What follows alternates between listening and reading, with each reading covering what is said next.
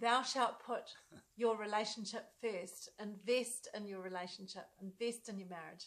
Now, most couples don't prioritise their marriage or invest in it. Instead, they get busy with lots and lots of other important things in life, things that are good in themselves, like the kids, running their businesses, all the work, all those other little things that they're doing. Yeah, we used to be like that in the early days. You know, I'd be focusing on work, and I'd be busy all the time, and just because that's what I thought I should do. That's just what it seemed to me that everyone else did that. You go to work and you focus on that, and Chris would focus on the kids, and then we just didn't spend a lot of time together. Yeah.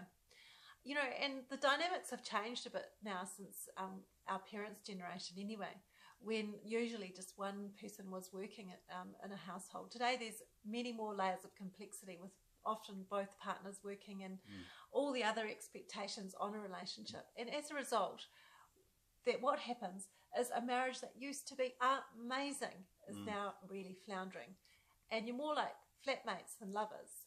And it's just starved of any sex, intimacy, connection, and all those good things. So you're both feeling really quite lonely, isolated, and frustrated. Yeah, and look, I talk to so many people, and I say, look, it's really not your fault. You just haven't been aware that you've just been taught that this is just how it is. You know, you get married and everything's rosy, and you're spending a lot of time together. You're prioritising your time together because you want to get to know each other. But then guess what? You know, you get married, and then a child comes along, and then all of a sudden that becomes the first priority. And then you've got to pay the mortgage, so that becomes the first priority. And everything else becomes the first priority, but none of you are getting your needs met. And so then it just becomes a very lonely, sad existence.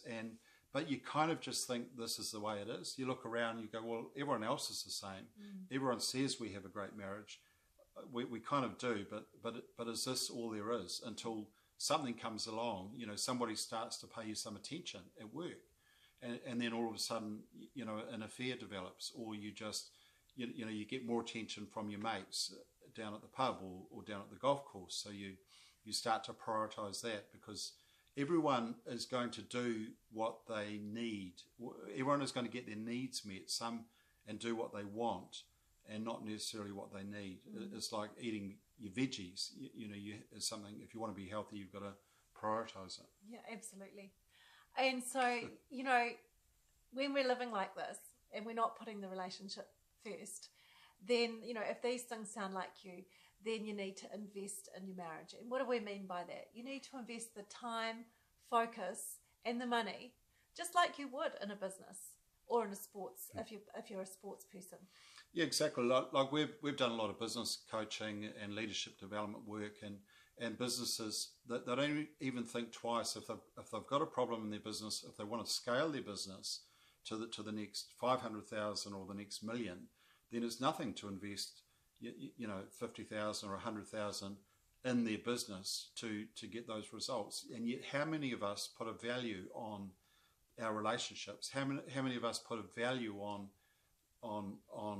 you know what it means to, like when I was younger, I didn't really value how it would be with us now. So we, I mean, luckily we did invest in our marriage, but for me, the value of being with Chris and being with our granddaughter and being together to enjoy our future is priceless. And yet we value all of these other things, invest in our business, but we don't invest in our marriage.